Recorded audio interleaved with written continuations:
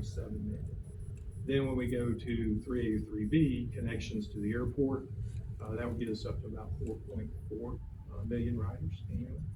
And then adding that transfer platform potentially adds to 4.9 million riders annually. And then as we continue on to Southside Drive, you have 5.4 riders annually. And then connecting over to Disney Springs, so this would be the entire route that we saw, that was the orange lines, was 6.4 million. And again, that's across the entire system, including the existing Sunrail main line. So all the connector options more than triple the existing Sunrail annual total ridership. And that ridership potential in this corridor far exceeds current estimates due to tourist travel in the area. So we do have that connection into those events, and we saw that turned up in some of the surveys as well. Okay, so cost estimates. So for 3A, and on this set of data, we're actually looking at the actual segments or sequence of construction. So 3A was just under 400 million. 3B came in between 1.75 and 2.4 billion. Adding the transfer station was another 29 to 39 million. And then going down to Southside Drive would add another 1.22 to 1.74 billion to that project. And then the Disney Springs connection would be 173 million to 207 million.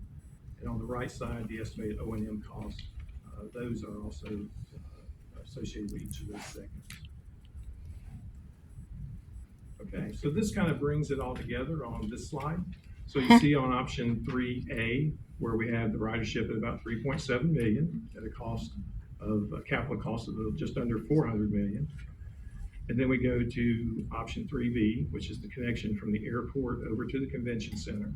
And that would add, go to 4.4 million riders at a cost of 1.75 to 2.4 billion dollars. Again, option 3BT increases that cost for that platform to 29 to 39 million.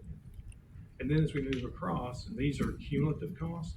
So if you took the entire section of 3B and 3C, you'd end up totaling up to 2.9 billion and 4 to 4.14 billion for that section. And then ultimately, if you did a full build out, including Disney Springs, the total cost would be 3.1 billion to 4.4 billion, with an annual ridership of around 6.4 million. And again, that's across the entire system. Assumes expanded service, much expanded service, to be able to provide that level of ridership. And so to bring some of those costs down, we would have to look at some value engineering items in the next phase. And some of that would be looking at the station costs, the rolling stock, whether we're using VMUs versus push-pull, so that type of equipment. Location and lengths of bridges or retaining walls, as well as elevated track versus that track and sealed corridors. And then the specific locations, looking to reduce capital costs at the Disney Springs and Southside Drive stations. And then ultimately the project phasing in order to share that infrastructure with some of our potential partners, including the intercity passenger rail. So our next steps. We're going to finalize the TCAR. We do have that information ready, and we're going to coordinate with FTA and others to confirm our approach, and then determine the status of the existing CIG project. That's the phase 3 project that's been in the system for several years now.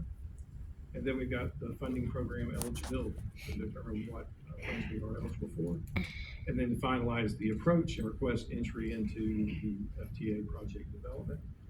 And identify a consultant potentially for the PD&E study. All right, thank you, David.